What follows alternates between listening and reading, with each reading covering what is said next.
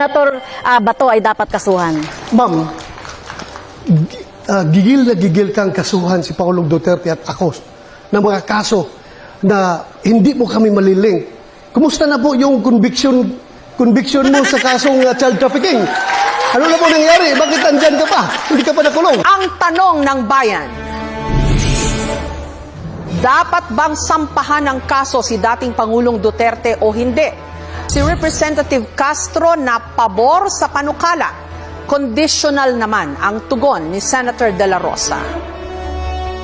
Dapat lang kasuhan si dating Presidente Duterte at long overdue na ito. Pati yung mga kasapakat niya at nag-utos sa pagpatay sa war on drugs. Libo-libo ang pinapatay ni Duterte pero wala pang napapanagot. Kaya kailangan talaga ng hustisya ng ating mga mamamayan. Sinasabi natin dito na dapat ay yung kaso na ito ay matagal na, pati na rin siguro. Senator De La Rosa. Ang sagot ko dyan is conditional, no? Hybrid. Pwedeng yes, pwedeng no. Yes, in the sense na nobody is above the law. Kapag mayroon siyang nagawang kasalanan, kasuhan natin. Pero kung wala naman siyang nagawang kasalanan, huwag mo siyang kasuhan base doon sa kaso ng ibang tao. Because guilt is personal. Huwag po nating ipaangkin kay Pangulong Duterte yung kasalanan ni Ninja Caps. Kaya po, after 3 years na tapusan sa pag-ulo, walang kaso. Meron ho naman kayo ngayong 15 seconds para mag-react po kay Senator De La Rosa. So, mismong siya, si President Duterte, ay umamin na pumatay siya ng tao. Kaya kailangan siyang kasuhan. At ito, sino ba yung nagdisenyo ng mga policy na ito? Siya rin. At nag-cause ng pagpatay. Maging si Senator Bato ay dapat kasuhan. Ma'am, gigil na gigil kang kasuhan si Pangulong Duterte at ako ng mga kaso na hindi mo kami maliling.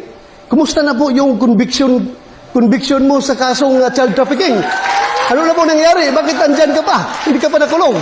Yun nga, ang tanong ko, pakisagot lang. Kasi ang ordinaryong tao nagtatanong, porque congresswoman ka, hindi ka nakulong. Sila pag yung mga ordinaryong tao, kulong ka agad. Kung ito po ay nasa Kongreso, ay out of order ko po dahil wala siya sa tanong. No? At ang ginawa po natin na pagre-rescue, tama lang po yung ginawa ko na pagre-rescue sa mga teachers, sa mga bata na biktima ng mga harassment, intimidation at threat doon sa sinasabi ni Senator Bato na kaso.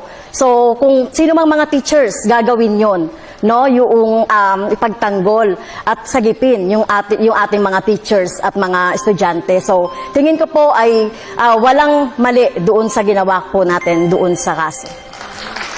Now, Senator De La Rosa, may pagkakataon ho kayo na magtanong o mag-react pa rin sa posisyon po ni Representative Castro. 15 seconds po. Ano pong riskyo na pinagsasabi niya? Na yung mga parents ng mga bata mismo ay galit na galit sa kanya. Bakit ginamit niya ang mga kabataan para sa kanilang kapakanan?